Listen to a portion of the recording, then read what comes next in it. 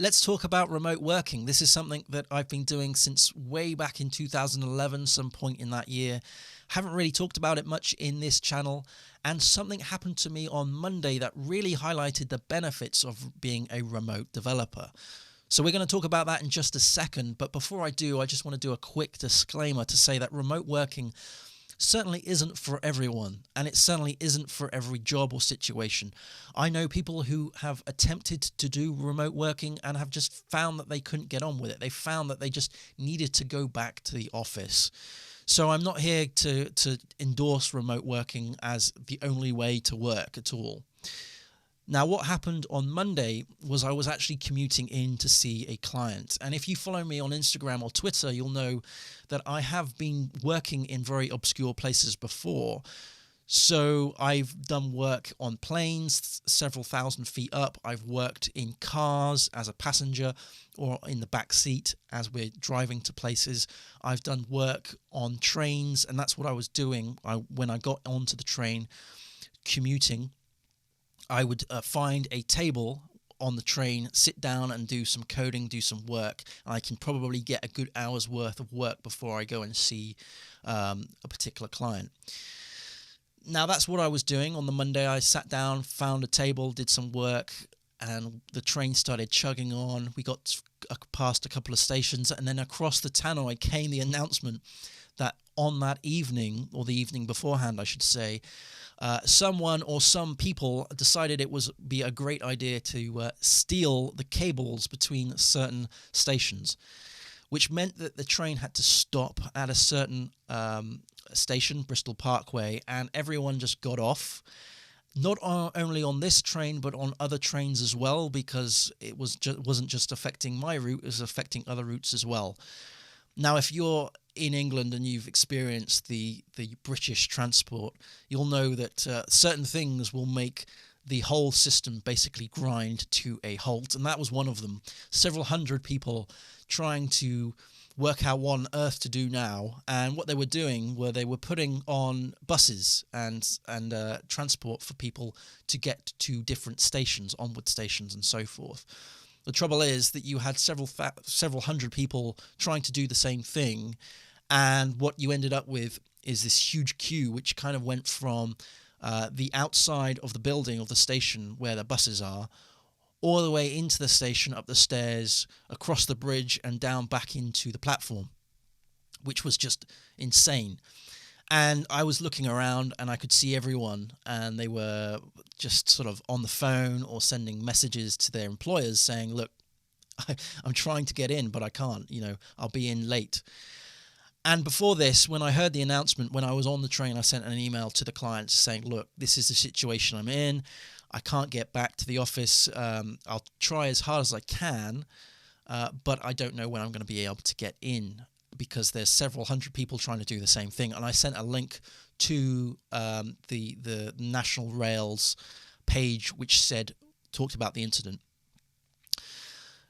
So there I was in the station trying to work out what on earth to do, and I was carrying around my laptop bag. Now, if you've seen a previous video that I'll put in a description below and in the cards up here, my laptop bag basically has everything I need to have basically a mobile office, if you will. So I was trying to think of what I could do to utilize my time in the most efficient way, right? Because as a freelancer, as a remote developer, you need to adjust and adapt to the situation at hand. Because if you're charging people on a daily basis and something like this happens, which is completely unexpected, unpredicted, then you need to be able to quickly work and adjust and be flexible and adaptable to the situation. So I quickly thought, how on earth can I make this into a positive situation rather than a negative situation? I could either stand with every other person and try and wait for this bus, but that's probably going to take several hours, and I probably won't get into the office until the afternoon. Or I could turn tail and go back to Gloucester, because I know I'm pretty much guaranteed a table on that train, because everyone is heading in the other direction. So that means that I could get another hour's worth of work in. So that's what I did. I turned tail, went back to Gloucester, but when I was in Gloucester, I decided to stay around the city, because the bag I had every piece of kit and equipment that I possibly could need to do that day's worth of work, because I was going into the office anyway. So I carried with me all the notebooks, all the pens, pencils, all the chargers, all the adapters, the cables, the actual laptop itself, and so forth. So I had all the kit with me. There was no reason to go back to this office. And in fact, going back to this office would mean that I would have to go on another piece of transport, which would be even longer, which I probably wouldn't be able to sit down on because it would be so packed, and I wouldn't be able to do my work. So going back to this office was actually the worst thing I could have done. So what I decided to do was I went into a coffee shop, and I found a coffee shop that had power next to one of the tables upstairs in a very quiet area, and I just did a lot of work. In fact, I did so much work, more work than perhaps I would do normally, because I felt guilty for being out of this office or being out of their office. And in fact, that's something that I've kind of fallen into the trap of. In the last several years, when I've been a remote developer, all the way back since 2011, I've felt that I've needed to be in this office, shackled to this desk where I am here as a remote developer, because there's always been that little piece of guilt in my mind, thinking that I need to crack on and do work. And so I felt a little bit naughty, a little bit sort of dangerous going out to this coffee shop. But, I follow a fella called Stephen Follard, and he's got a fantastic channel. I'll link to it below. And he's a freelancer like me, although he does obviously a completely different thing. He's a video editor. And he often goes into coffee shops and works. He does a lot of vlogging, so you can see what his daily environment is. Watching those, I do get a sense that, in fact, what I could do is do a little bit more remote working than I am doing.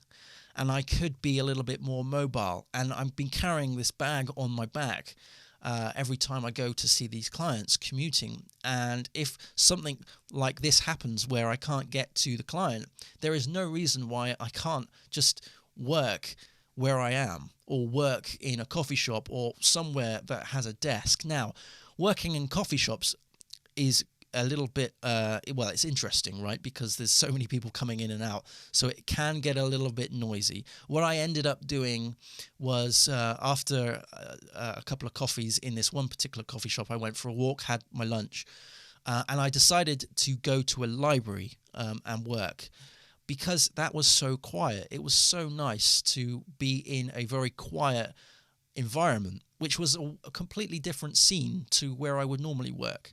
And these are the things that really highlighted the benefits of being a remote worker, being a mobile remote worker, someone who can actually just go from one place to another. And I tethered my phone to my laptop, which meant that I had internet access. And I was able to communicate with the colleagues and so forth, and just basically utilize all the technology that was available that I was carrying with me to do my work.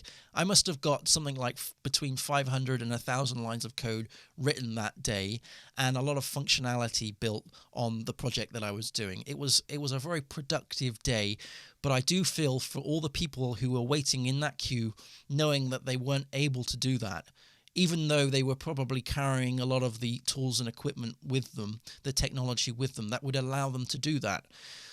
And a lot of them were getting very flustered. There was a lot of swearing. There was a lot of huffing and puffing. There was a lot of cussing of National Rail. But what I decided to do was try and make a positive out of a bad situation. And that's what I did.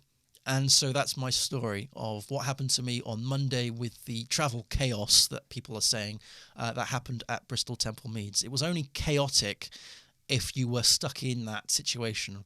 What I tried to do was remove myself from that situation and find a place of harmony that I could work and an environment that I could work. And the beauty of remote working is that you don't necessarily need to be in the same place all the time. So, happy coding, everyone. Thanks again for watching, and I will see you again next time. Cheers. Bye.